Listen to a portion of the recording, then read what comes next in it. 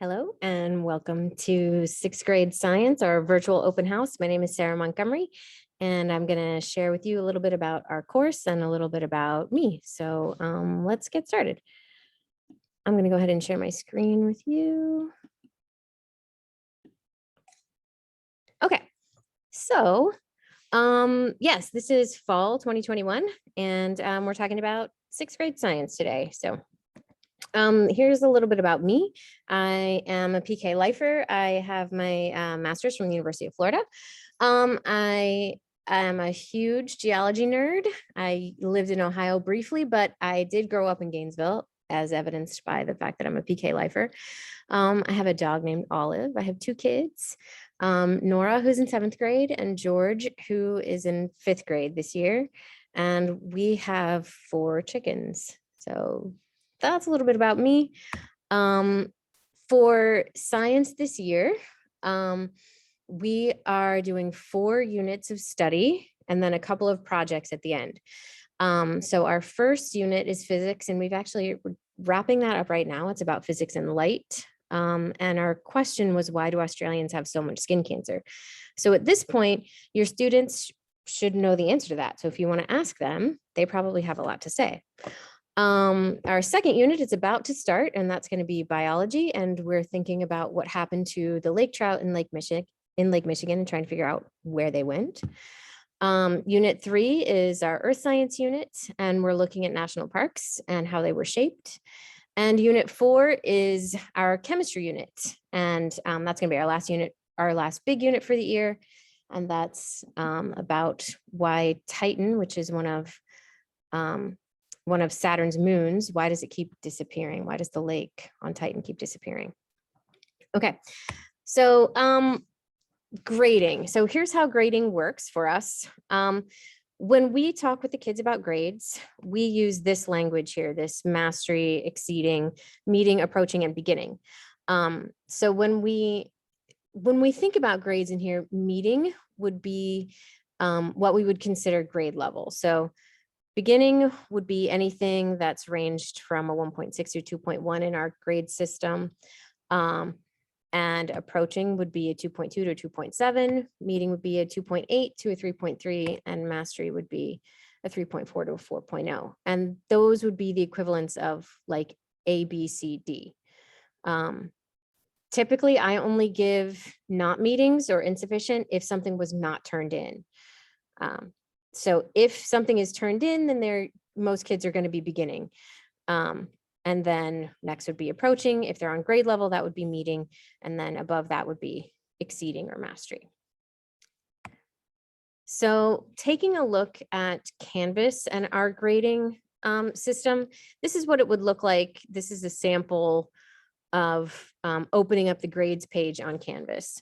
So these are some of our assignments that we've had so far, and their due dates, and then what these symbols look like here. So we can see several different symbols here. So if something has been turned in but not yet graded, it's going to look like either a T or a little paper symbol. If something wasn't turned in at all, it's going to look like a dash or an X or a 0, like I mentioned before. If something's already been graded, you'll see a check mark, or you'll see a numbers 1, 2, 3, or 4, and that'll be their score. Check mark is going to mean that they got full credit for it. Okay. And we have 3 assignment categories in science: habits of work, which are worth 0%, but they have to do with things like being a responsible student, things like that. And they usually happen at the very beginning of the unit for each unit. And they are always worth 1 point. And so that's how you can tell when you look at this, that these 2 were habits of work assignments because they're worth 1 point. Formative assignments are worth 25% of our total grade, and they're worth 2 or 4 points total. So all of these here are formative assignments. So, and typically they have a rubric attached. So this one, since it's been graded, it was graded on a rubric, it's got the rubric attached. So you'll be able to click on that to see how they scored.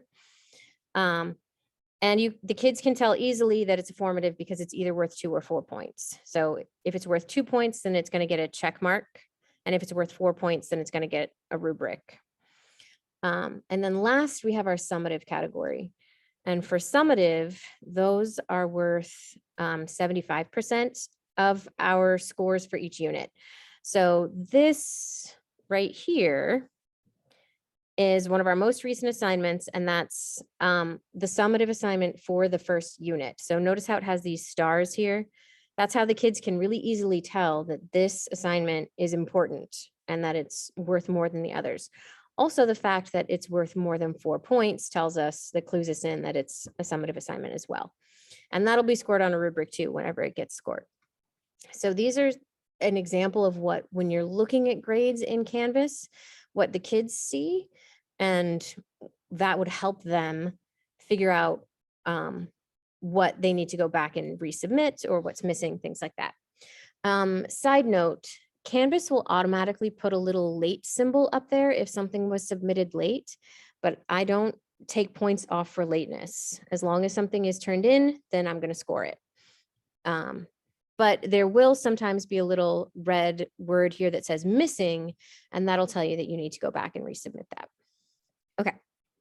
And then on Canvas, when you're looking at our modules page, how we navigate from the home page, you can just click on this little button, modules here. And then all of our units are going to be arranged with the most recent unit on top. And then after that, it's going to be with the most recent week on top. So the kids don't have to scroll all the way down to the very bottom to find the newest stuff. The newest stuff is always going to move to the top. But then underneath that, the weeks are going to, or the days are going to go in order of day of the week. There is something new posted for every single day. So the kids can easily find what they're supposed to be doing, and it'll always say the date. So they'll know, especially if they're at home, which we're also going to talk about in just a second. If they're learning from home for the day, they'll be able to find what they're looking for, and then the instructions will be within that module for the day. Okay. Speaking of learning from home, there are sometimes Canvas announcements if something particular needs to be said. And then checking the modules in Canvas, that's going to be the most important way to keep up, because those are updated daily. So whenever you find, if you were out on Monday 8:30, then go back in and find Monday 8:30, and that's what needs to be completed.